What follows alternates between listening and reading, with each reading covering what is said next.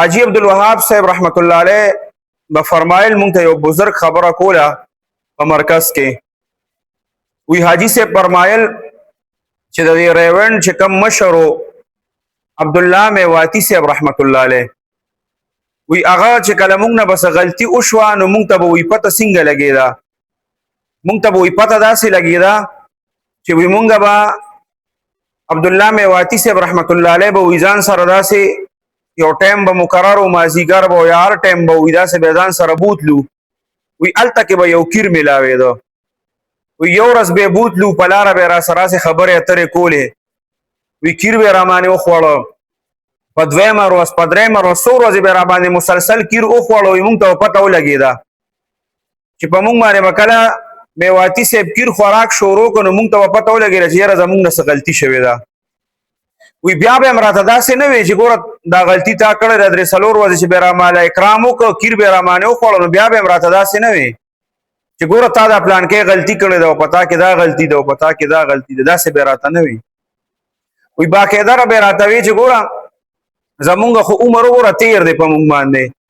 زمونږ نه بعد دا دعوت تبلیغ دا کار چې کوم دی دا به تاسو سنبالوئ او دا به ستاسو په ذمه باندې.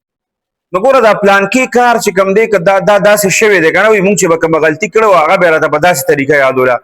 دا پلان کې کار چې داسې شوی دی نو که چېرې دا د دې په ځای داسې شوی وي نو ښه به نه و. وایي مونږ به ورته وایي چې آو جي ښه به و که نه. نو وایي چې وګوره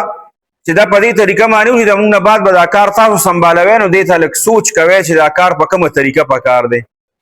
نو وایي مونږ ته به د دې نه پته ولګېده چې کله به په مونږ باندې په هر ملګري باندې کیر خوراک شروع کړو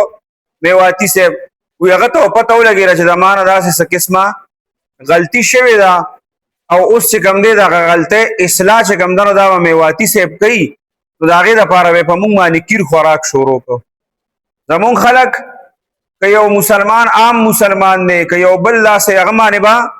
دومره اعتراضات او دومره مثال په طور باندې هغه په دعوت تبلیغ کې یو سړی دی عام خلک پکې چلیږي او د هغه نه معمولي غوندې غلطي وشي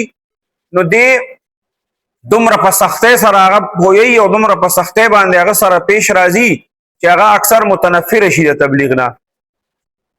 زمونږ په ایونټ کې یو بزرګ به فرمایل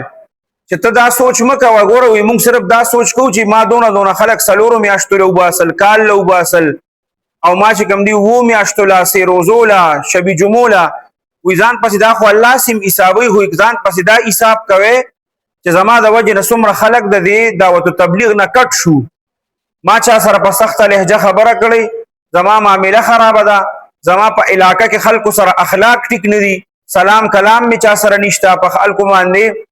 تنقیدونه کوم، خلکو پسې خبرې کوم، ته ځان پسې دا حسابوه چې زما د وجې نه د دعوت تبلیغ نه څومره خلک کټ شو، ته ځان پسې یوازې دا مه حسابوه چې ما دومره خلک تبلیغ کې ولېږه او دومره خلک ما د الله په لار کې ولېږه. نو دا حساب ځان سره پکاري.